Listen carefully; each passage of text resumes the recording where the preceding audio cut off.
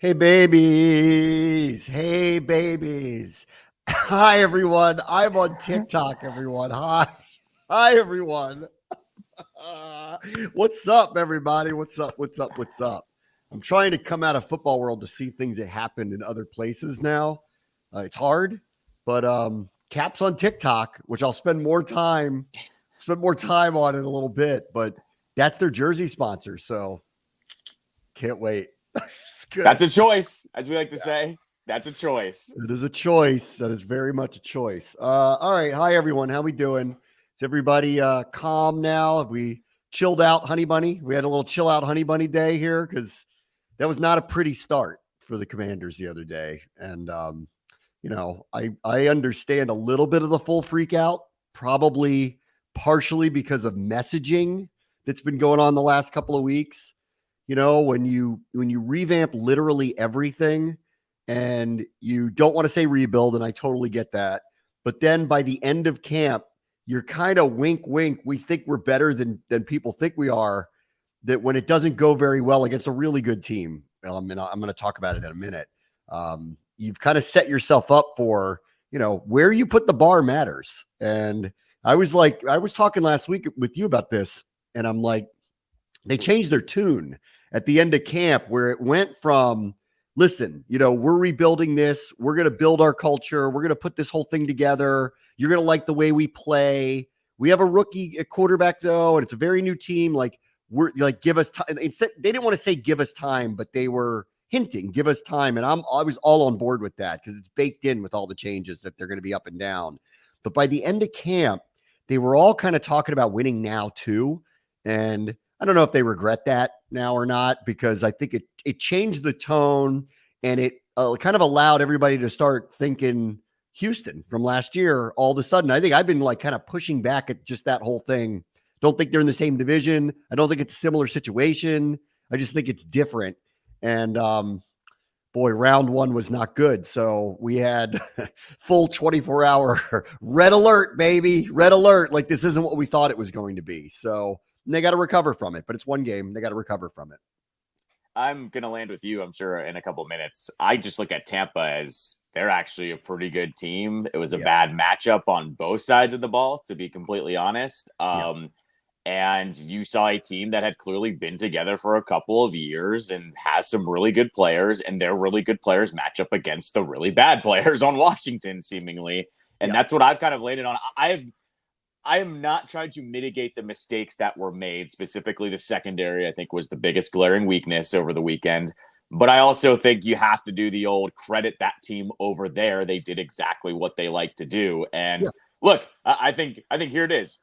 The real test is coming up this week. You should beat the Giants. If you're going to say that we should win some games right now, that's a team you should beat this weekend. So now let's see how you stack up against another team that's kind of in the same tier as you. You should take care of them. And that's why I kind of I'm not freaking out about this game. And the other part about all this is the people, there aren't a lot of them. There are some people freaking out about Jayden already. Go look at all the other rookie quarterbacks this week. Go look at some of the pro quarterbacks this week. I mean, it was not a good week for a lot of quarterbacks. All right. I'm glad you mentioned him. So let's go through some of this. I watched the film last night and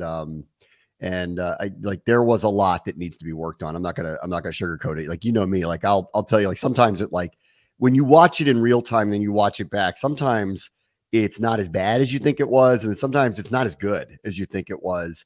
But I think I'm kind of right in the middle of all the things that I felt were kind of off in the game remained off here. But I walked out of that stadium on Sunday and I felt like Jayden was the least of their problems, actually. It was his NFL debut.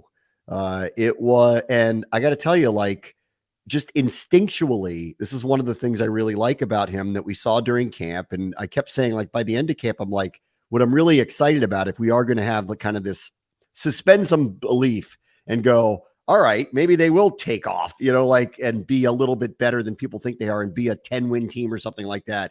That starts and ends with him, obviously being really, really, really good.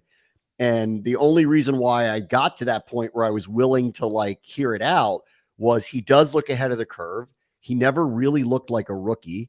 There was never a single day in any of the practices or any of the camps or anything that like stood out like, oh, like that's going to be a problem with him. And I think if you really watch, and if you go back and watch, you'll see this, like instinctually, he's terrific. I mean, he made a terrible throw on the first play, but whatever. He made a terrible throw on the first play and it kind of derailed the first drive. But that was his only really bad throw, like really bad misfire. He probably wants a couple of them back. But his instincts are there and his instincts are really good. And here's what I would just say about it. And this is kind of how I felt about it in rewatching it, which was, I think his timing was a little off, at least initially. This is a team that blitzes a lot. They bring 5-man fronts constantly. They bring all these kind of faux pressures and real pressures. Washington's issue was in the middle of the line against the pressures. And I think once he saw that early, he was vacating very quickly. Like you'll remember, they didn't really call designed runs for him early. The reason why he had so many carries was he took off and scrambled a lot. Now, that changed in the second half, which I will get to in a moment. I'm going to ask really the open question, I think, is did Cliff Kingsbury turn to him a little bit too much because he was a little too concerned about what was happening up front? And that's a question, I think, for the offensive coordinator. But as the game started, clearly it was not meant for him to run the ball to the amount that he did. And I would say on a couple of these occasions, I think he vacated a little too quickly. But if you saw where he ran, what he did with the ball, like he never really put it in harm's way. The choices that he made were good. Instinctually, he was really, really good. The only thing I would just like, it's not even a criticism because it's his first game. I would say you left a little too early. Like if you could have extended the play a little bit, I think you might have found something down the field. I think it's a testament to Tampa kind of knew that they could, I don't know, rattle him's the wrong word for it because I don't think he was. I just think they got him to do what they wanted him to do, which was not get comfortable. And I don't think he really was. But as you watch the game progress, he started to get comfortable. He started not to vacate quickly. And this is where I would ask the question, and I want to ask it later this week, because in the second half, a lot of those runs were designed.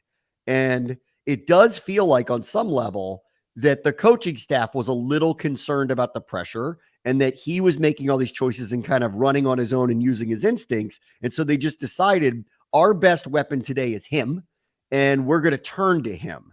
And I don't know that I love that part of the whole thing. So that's where I kind of landed on him. And I'll continue just to say, like, walking out of it, especially on a debut, he's the least of my concerns. Like, I actually liked the way he played. Could they have been better? Yeah. But like for an opening act, I thought it was pretty good. His instincts are very good. It's too bad he missed that long shot to McLaurin. There's maybe one or two throws I think he wished he had back. It was a little bit late. But I think as you saw, the protection was tested and failed a lot, and it sped him up early. And I think it sped up Kingsbury to rethink how they were going to run their offense in the second half. So I think we're all learning on the fly here. I think the offense was learning with Jayden. Jayden's learning with the offense. And and in the second half, really, I'm more inclined to believe that they turned a little too much to him. And I think because they looked at him as an answer to find any kind of consistency. And I didn't love that part, honestly. So I look at the coaches a little bit here too in the second half, not the first half. Yeah, no, I'd 100% agree. I think I was harping on that with you yesterday, that he just looked like the guy that was trying to find his timing. And I think that was very apparent in that overthrow to McLaurin. He had one more beat that he could have waited, set his feet, and tossed it up a little bit lighter, and he would have probably caught that for a touchdown. That was the first one. The second one, where this is kind of reiterating your point of they turned to him, was that second touchdown where they're banging him into the goal line. I was like, guys, this game doesn't matter. I'd rather not see the second overall pick, light quarterback trying to bang in a goal line touchdown here. And so that does fall in line with kind of what you're saying. Like I was a little shocked at that. Like the game was very much out of hand and they're kind of trying to do a power run with him on the goal line. I was very much like, I mean, I get it. It's a yard, but I would rather not see that. And so I'm with you on that. And clearly in the first half, he was making the best plays. And so that's why they turned to him in the second half. Once again, too, his supporting cast is his supporting cast in terms of who he's throwing to as well. So they're going to rely on him a little bit. I mean, even in what was a key moment, like in the second half, they were going to run a throwback pass to him. It was designed to go back to him.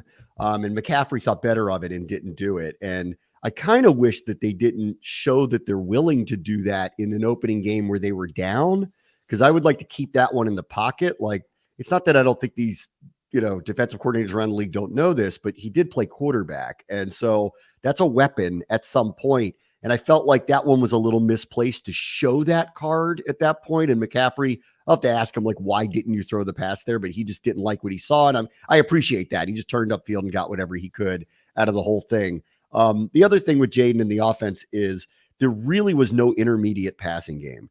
And I think that again is twofold. I think early Tampa sped him up a little bit, and I'd like to see the internal clock slow down, but it was his first go at it. When he did vacate, it wasn't like he ran into trouble or put the ball in harm's way or threw bad passes. None of that happened. Like, he's still very careful with the ball. There was not one, there was a sack fumble, but there was no point in time where he nearly threw a pick or he got in harm's way or he took unnecessary hits. I never really saw a lot of that stuff.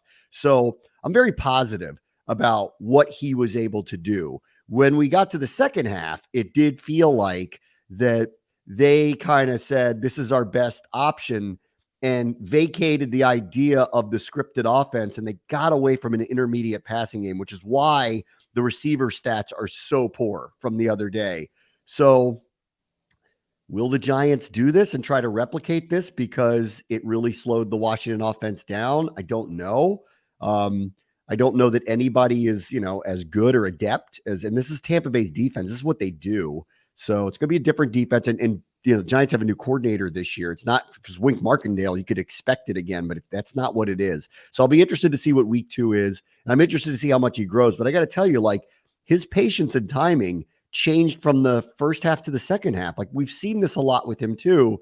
He's a fast learner. He sees it once and it kind of goes, and it was his first go. And that turned out to be a very tough matchup for him. And the pressure got to him.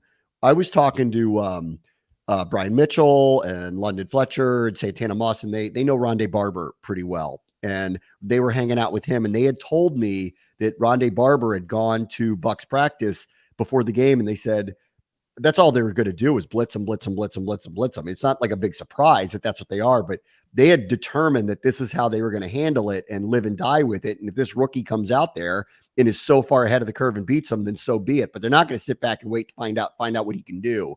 And clearly it worked because it broke them down. I mean, the other thing that really stood out to me was with a new team and a lot of different players, like, they can't afford mistakes. And they had some early in the game, like the Cleveland Farrell hands to the face thing. I thought that was a very light call, but like, it happened, and which should have derailed a drive, kept it going, and Tampa goes down and scores. The block by Zacchaeus, again, I thought was a very light call that kind of backed them up and led to the missed field goal. They couldn't overcome that mistake. And so this is, to me, new team, a lot of different people. Things kind of have to go right. There were too many things that derailed drives. And it didn't take much for it to kind of go the wrong way. And obviously, a team that's been around the block with one another, a veteran team, they overcome mistakes. This one in week 1 wasn't capable of it. And that to me is not really a surprise because like I said, it's just so baked in when everybody is new that things are going to happen. Things are going to be off. There's going to be miscommunications, which we'll get to in a moment with the secondary and the defense. But they're not capable of overcoming them at this point. And maybe that will change as the season progresses. But that's a to be expected, in my opinion. Yeah, I mean, we all kind of knew, as much as they wanted to preach that the chemistry was there, you and I both know that doesn't actually come until the games really start. And same thing with Jayden. Like, the reason why Jayden's timing isn't on par is because we know the speed is different in the preseason compared to the regular season. And that's where even Quinn in postgame, this is why I said I liked what he had to say after the game, where he said, to find out who we are, we're going to have some tough games like this. And at least it's a full 100%. It's a full acknowledgement of they knew they'd have to be here and they have to kind of work themselves through it. Yeah, I think, if you lose 23-20 or something like that to a playoff team who is executing really, really well, I think it's a save face type of thing. I think it's just that they could not stop this team defensively, and the core tenet value is going to be Quinn and Witt, and we're going to bring it. You're going to like how we get down and all the cliche stuff that they're saying about it. And that just didn't happen. I'll get to Tampa Bay in a minute because I got to tell you, like, amid teams that I watched a lot of the games because we had a 4:00 game. And so I was watching a ton of it when I was in the stadium and then saw the game last night. They and San Francisco executed Tampa Bay better than probably anybody else in the league, at least in week one. They were very impressive the way they executed. Now, is that an indictment of our defense to start? I don't know, or is that a sign of, oh, by the way, that's a team that's been together, and oh, by the way, happens to be really good, and oh, by the way, people just don't see them that way, which I think we were talking about a lot leading into it. Like, I buy them. Like, I think they're very good. The other things that hurt them, and it just reaffirmed, and the tackling was poor the other day, like really, really poor, specifically in getting Mayfield down. They had 5 sacks get away from them that they should have had. Most of them were in the first half, but they had 5 sacks that got away from them. There was a couple bad tackles on Rachaad White, which, is going to happen. I'm not like nitpicking every play, but on the whole, that was a surprising aspect to kind of rewatch and see it. And especially on, I think we'd feel very differently about their pass rush had they notched 5 sacks and made them punt 3 times. I think that would have looked a lot different, but they didn't. So the tackling on the whole was poor. And again, new team, they make mistakes, blow up their own drives on defense. When you have your opportunities, you better make them, and they paid for it big time. Yeah, I mean, the one thing I would say is that's something that can hopefully be improved upon. Like, it was nice to see that there was a pass rush. They just didn't happen to wrap up Baker Mayfield at the time. I'm one that will take the positive out of that with who the line is. Like, yes, the tackles are good, but the ends, we know they need some work on. And I even said this yesterday. I liked Jamin Davis yesterday or 2 days ago. I thought he played great. He had a couple good moments. Yep. Yeah, and I was like very not shocked, but like pleasantly surprised that experiment seems to be working in their favor a little bit. I'll take the pressure. I know that they can fix that and get better as the season goes on. Yeah, let me just harp on Tampa Bay for a minute because, like the other team is part of the equation here. People seem to forget that part sometimes. They just look at your mistakes and they go, well, that's on you. 3 of those touchdowns that they scored were perfect execution. The 2 Evans touchdowns were perfect throws. So I know Benjamin St-Juste is getting killed right now. He had as tough an assignment as you're going to get in the NFL. That's a Hall of Fame receiver who has 10 straight 1,000-yard seasons to start his career. No one's ever done that before. Like, this is a really high level, great receiver. And if Baker's going to place the ball where he did in one-on-one spots like that, there's really not much you can do. So I'm not upset at St-Juste in either one of those plays. Like, you can nitpick his technique on the first one, just a touch, but I'm not going to go too crazy about it because that was tight coverage on one of the best receivers in the NFL's perfectly placed ball. And the guy made a great play. He's been doing it for a decade. The other one, they did this twice on the Godwin touchdown and on the second Evans touchdown. They did very well executed pick plays to get these one-on-ones. And in both cases, it worked. Evans picked for Godwin. Godwin picked for Evans on the second one. The 4th touchdown pass is the one that was a mistake. That's where some of this miscommunication happened. That was the Jalen McMillan one where they just lost him.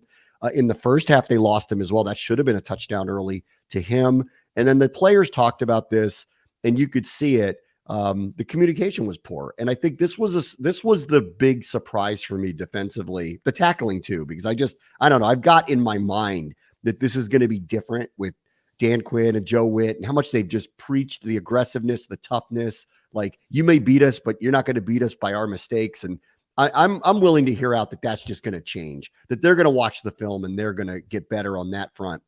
From the communication standpoint, Quinn harped so much in camp about, I'll know they're ready when I hear them before the whistle, before the play is off. And, by the end of camp, he was talking openly about how he loved how much communication was going on. Something happened, like the bullets started flying and the real game started and they lost some of that. So this is heart-to-heart time. Quinn has already mentioned, and I remember Ron did this a year or 2 ago where he said, you know what, we just, if it's confusing or whatever, we'll just simplify it for now for everybody. And I have a feeling that this is going to get fixed, or at least it's not going to be what it was. But I do want to go back to the other team for a moment, because in fairness to them, in the red zone, their execution was amazing. Baker Mayfield under pressure. This has been a carryover. I was talking about this leading in, and then yesterday, you may not think of him this way, but last year he was the number 2 rated quarterback under pressure, and that carried over here. They could have had 5 sacks on him. and he almost had a perfect passer rating by the end of the day. So he really performed well. And I got to say, this new offensive coordinator they got in there, that was extremely well executed. Their timing was amazing. The timing of their play calls was amazing. And he and Baker were really on the same page. 2 of those touchdowns were checked plays at the line. 2 of them were. So watch it. As far as a week 1 goes, I don't think anybody executed better, maybe other than San Francisco last night. I don't think anybody executed better offensively than they did. Is that an indictment of Washington? Maybe a little bit. Is that a takeaway that Tampa Bay's for real and ready to roll here early in the season? I think so too, to be fair to everybody. Yeah, I was going to say, outside of the 49ers and probably the Dolphins, there were not great offensive days from a lot of teams. Even like I even looked at the Cowboys. Like the Cowboys blew the Browns out, but they didn't have a great day on offense overall. No, Dak's numbers were okay. I mean, they were okay. It really, the Niners last night looked like a machine offensively. Yeah. I guess just because it did happen like earlier, but the Eagles offense ended up looking really good too as well. But yeah, there were a lot of tough offensive days for these teams. And I'm with you. Like Tampa pretty much executed everything to perfection. Yeah. Of the players that stood out to me in rewatching all of it, if for them as they move forward here, I'm not surprised De'Ami Brown, again, when he's on the field and on edges, I still want him. And I especially in light of the intermediate passing game wasn't great, wasn't really, I don't think they really turned to it very much. And I actually think Brown could be pretty good at this. And if you are looking for shots down the field, obviously I wanted to go to Terry first, but I think De'Ami has an opportunity here. But when he's on the field, and this is why he emerged here and why I'm not surprised, he's a hell of a blocker, physical player down the field, very willing participant. You'll go check. There's one scramble that Daniels had that was, I believe, a design play, if I remember right. And you see him charging down the field and making sure he's getting an extra block. Like, you'll consistently see him on film doing things like this, which is why I'm not surprised that he's kind of emerged. And I do think the ball should end up in his hands, or at least, be heading his way a little more often than it has so far. So we'll see what happens there. You mentioned Jamin Davis. I agree. Had one great play where he slipped underneath with his speed. Listen, this is a different position. He's going up against guys like Tristan Wirfs. So he's given up 75, 80 pounds to someone like that. So it's going to be a very difficult spot for him, but his quickness, agility, and speed can play to his advantage. And he had a couple of really good moments. I think he stood up pretty well there. Bobby Wagner's debut was outstanding.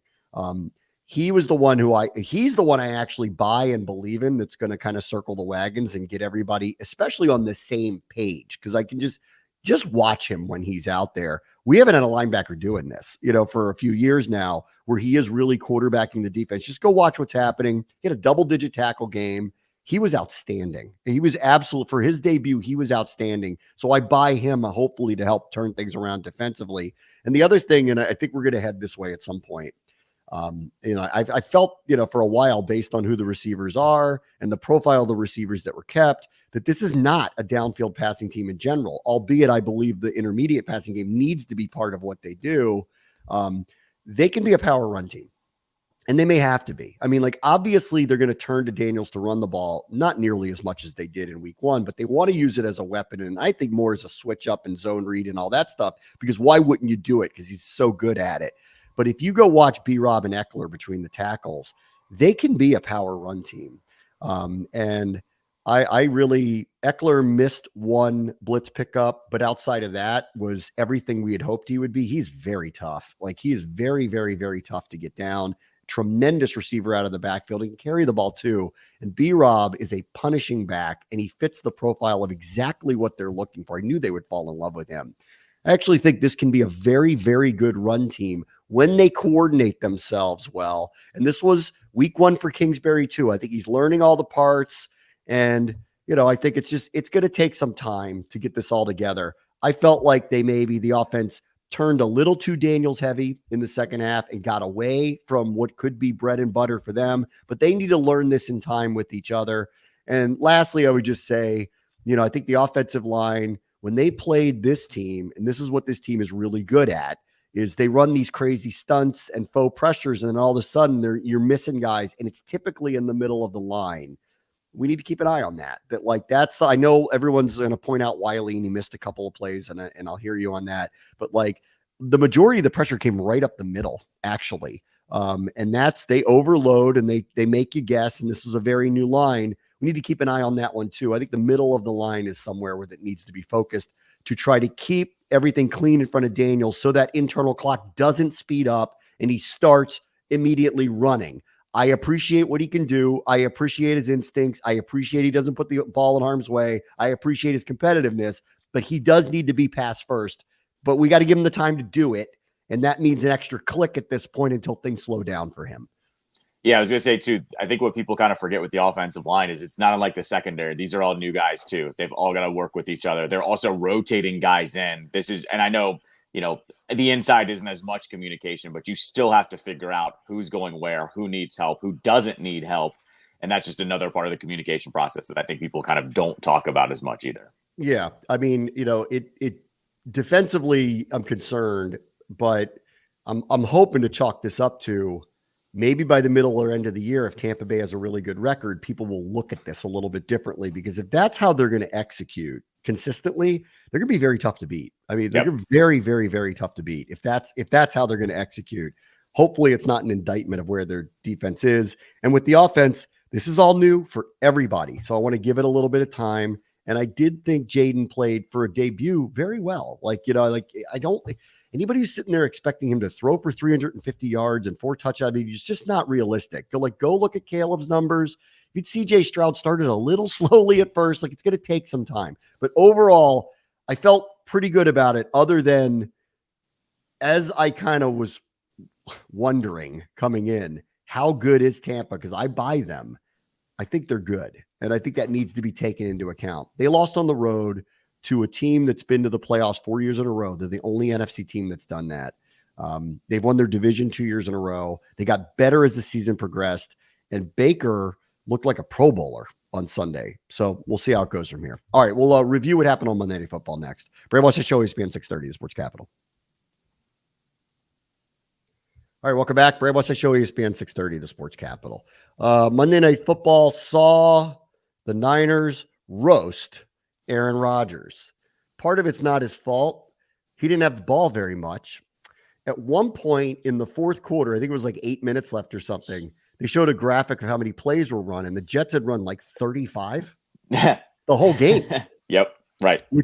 That's nothing. Like, typically in a game, the minimum is about 60, and sometimes if people go up tempo, it's more like 80. So they ran approximately half the amount of plays that you would normally get in any game, because they just didn't have the ball. They had the ball run down their throat.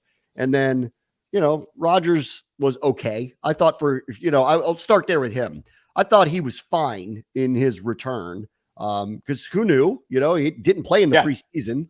I wanted to see. He's older now. Where's his head? I want to see. Where is he? And I actually thought he was locked in and was fine, but he didn't have enough opportunities. And, it's hard to know when you don't have the ball and you're playing from behind the whole time. It's hard to know. But I would just say on him, I wouldn't be concerned if I were Jets fans about him after week 1. I'd be way more concerned about my top 5 defense being incapable of stopping an offense that was led by an undrafted rookie running back. I would be very concerned about that. Yeah, I was going to say, if I'm a Jets fan today, I'm panicking a little bit, mainly because the 49ers, McCaffrey had a calf injury, but they waited till the last second to rule him out. I mean, you know how the NFL works, man. That could have been a little, I think we'll be okay. Why don't you sit this one out, Christian? And which is weird, because that, of the things of the Jets that I am that I would be concerned about in playing them, is their defensive front.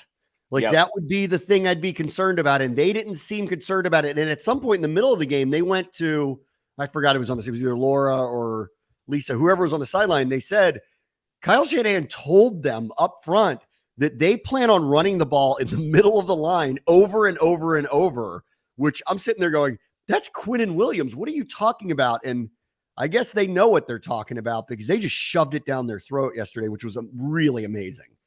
Yeah, and that's what I'm saying too. If I'm a Jets fan, I'm going, they knew they were going to be fine with that running back, and just saying to McCaffrey, sit this one out. That sets a little bit of panic in my eyes for that. And look, I mean, this is what the Niners do though too. they have all these skill position guys, and then the offensive game plan by Shanahan sometimes is just this, and this is what makes them so good. You worry about all of these things, and then they just go, we're just going to power run it on you, and you can't stop it. It's got to be maddening to play them these days. It's an undrafted rookie, and then Joe Buck was going on and on about, he had some stat with him about how many undrafted rookie touchdowns have occurred. Like, listen, we had this with Alfred Morris, was a low draft pick that was great here, multiple 1,000-yard seasons in this Shanahan offense. Terrell Davis, obviously probably the most famous example from back in the day. Even after him, names that people have probably forgotten, Olandis Gary was like a low draft pick that had crazy runs there. That system works. Like what they've run, what they've built, how they tweak it. And then when you put people like Christian McCaffrey in it, you have seasons where a guy scores 25 touchdowns. Like it really is. It's remarkable. And then this guy, when they stated he had never run the ball that much in a high school or college game, but then he goes in for the San Francisco 49ers against a top 5 defense and gets the stats that he did, tells you everything you need to know about them. And so there's no hangover for them, obviously. They could go without McCaffrey and win handily walking away. They kept Rodgers off the field because they had ball control.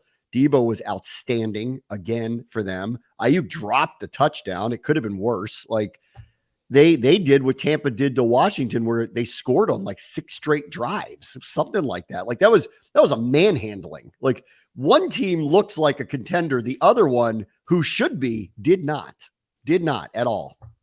No. And as someone who had Moody in multiple leagues, he won me fantasy matchups last night, and as a kicker going into Monday Night Football. So that was also very nice as well. Yeah, how many people are picking up that running back in their fantasy waiver this week? Yeah, I mean that's the number one target I think this week has got to be. Yeah, him. And in my league, I don't know about your league, nobody drafted Isaiah Likely, so that's gonna be a big one now too. I think around the league, because it's not just that Andrews is healthy, but like they're going his way now. So, and the tight end consistently has been the target for Lamar through his career. If it's going to be Likely, he's going to have crazy numbers the whole year, not just from the other night, but crazy numbers the whole year. I believe in one of my leagues he was drafted, and I had drafted him 2 previous years thinking he was going to be a breakout guy. So, good for him that he's finally breaking out. Let's see. So the video from the Miami police is out on the traffic stop and subsequent detainment, short albeit, but detainment of Tyreek Hill. You can hear what is going on. I watched about 3.5 minutes of it. You can hear what is going on. They pulled him over for some kind of traffic violation. And then like he just is not complying with them. I don't know if they knew who he was or didn't know who he was. No, the cop in the body cam footage in like the first 40 to 50 seconds goes, that's Tyreek Hill. Like he does say that it's Tyreek. They asked him to get out of the car 50 times. They asked him to roll down his window 50 times.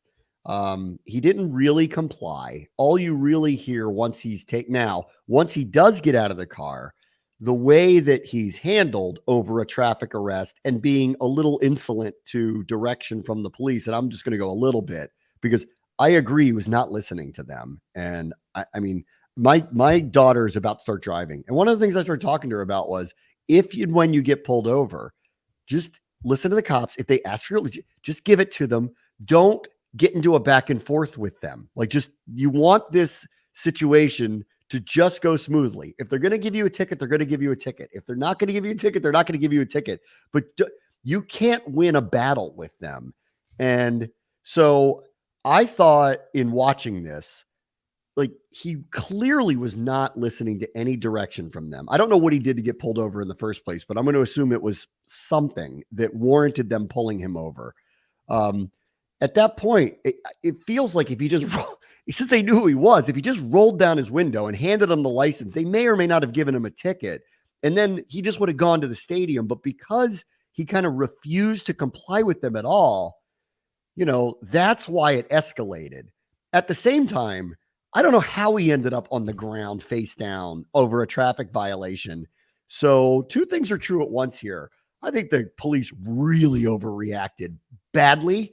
And I also think that had he just been compliant at all, it never would have gotten to that point in the first place. And then with Calais Campbell, you see it in the video because he had gotten detained for a short period of time too, because he saw what was happening, pulled over, gets out of his car. I think there was another teammate or two that were in the car, gets out, and all he's asking is the police, what is going on here? And they're refusing to engage with him, and they're yelling at him because he's parked illegally now in the middle of the road to move. And he's just trying to get answers. And I actually thought like that one was, I don't know. I think the police knew who these guys were. I just don't know why. They knew why they were there. I don't know why this escalated to the point that it did. But listen, I don't know what to say about it other than it feels like everybody was wrong. Like everybody, and the police were really wrong for putting him in handcuffs on the ground. And then he's sitting there telling that you hear him out loud saying, I just had surgery on my knee. Like, guys, he did not commit a major crime here. Like, why is he being treated this way? And at the same time, this is a lesson to show to kids. Don't interact with the police this way. This is what can happen if you interact with the police this way.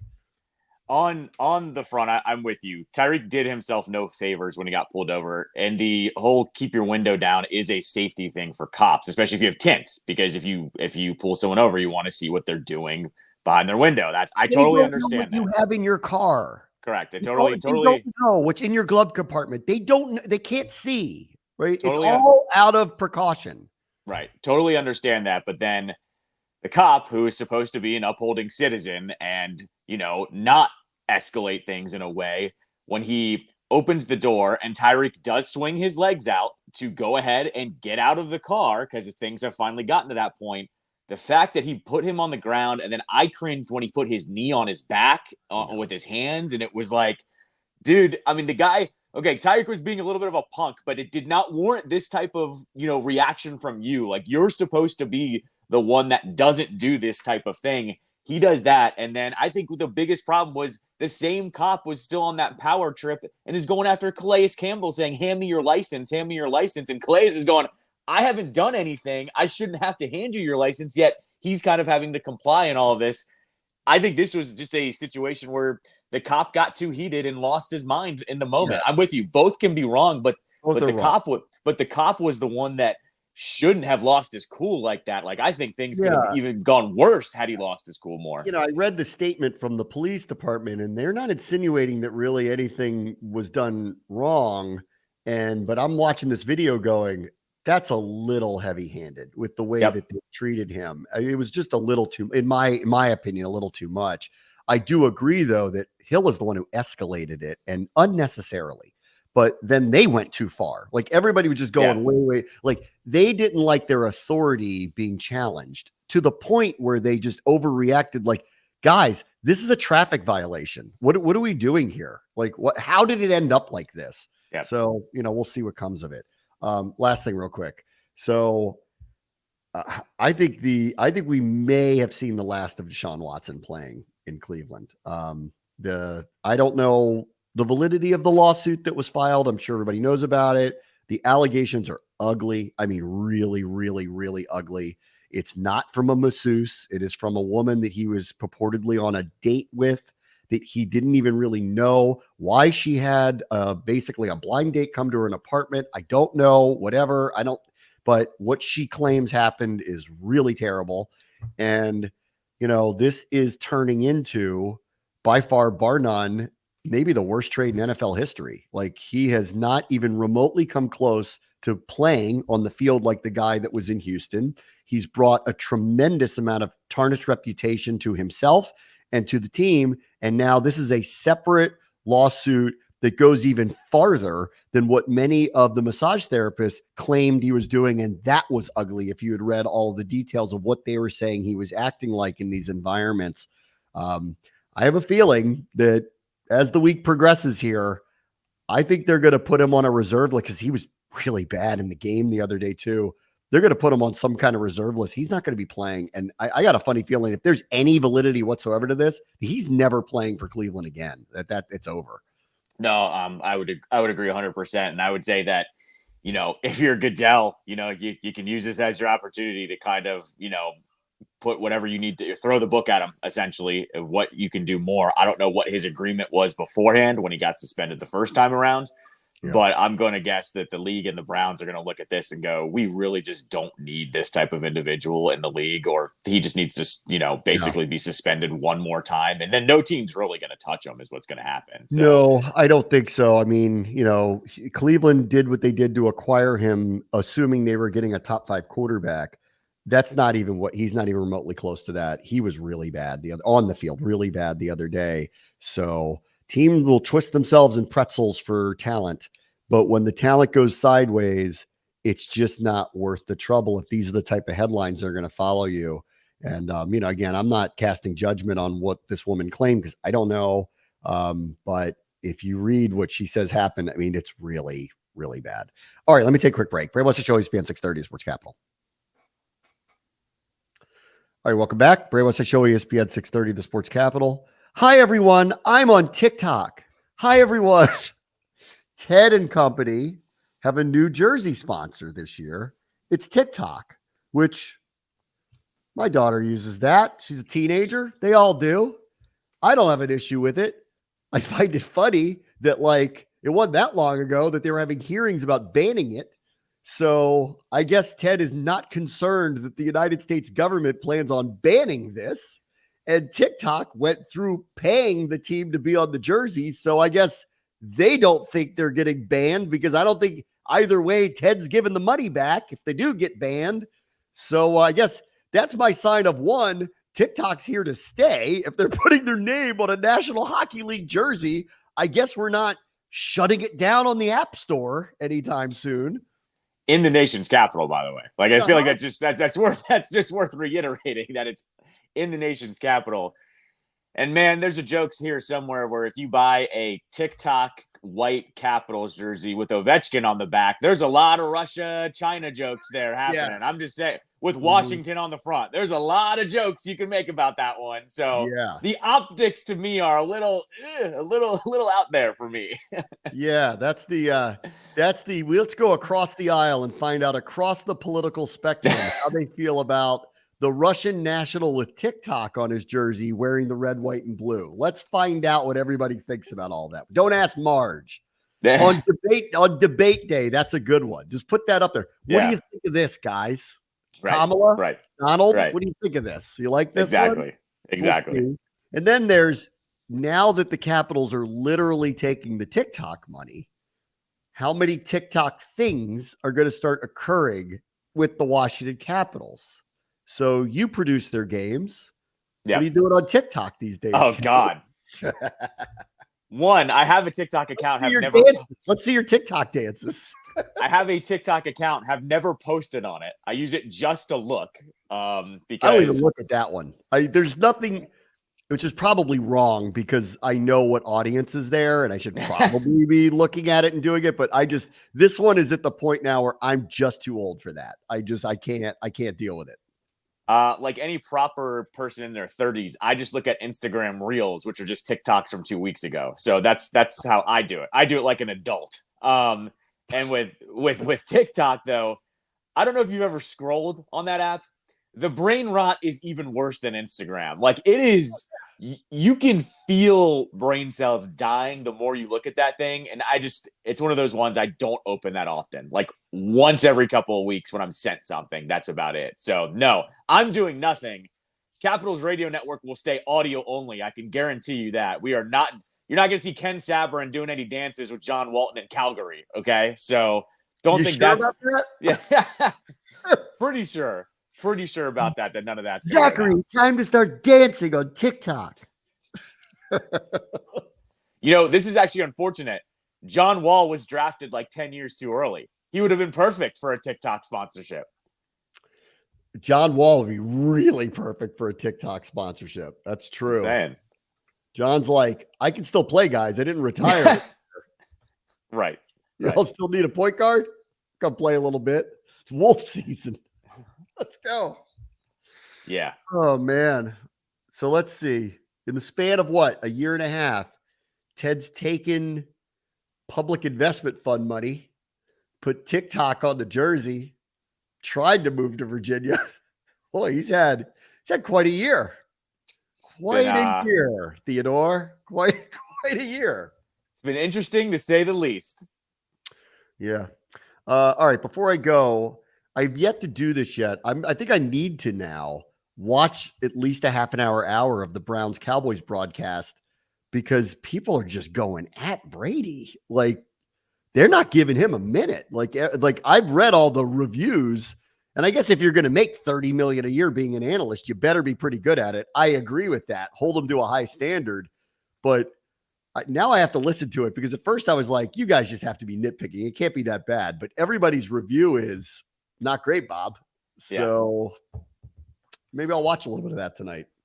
Could have also been nervous too. I mean, was his first time being in a broadcast booth like that. So, I mean, I don't know. Give him some slack here. That's all I would say. Give him some slack. Yeah, give him some slack. Like, what did you expect? What did you want him to be like? The most amazing analyst in the history of mankind in 5 minutes? Like, what did you want from the guy? The other thing here is you hate Tony Romo now. So whatever you liked Romo doing, he was probably going, well, I'm not going to do that now because everyone's going to hate me. So don't get too excited. I think, you know what? I think it's actually the angry Brady that everybody likes. Like, I think, like on the sideline when he used to freak out on everybody, that's what everybody likes. I want to see him get full angry at somebody for doing things where you're like, why would you do that? That's what I want to see from him. All right. We'll talk to you tomorrow. Bram Watson Show, ESPN 630 Sports Capital.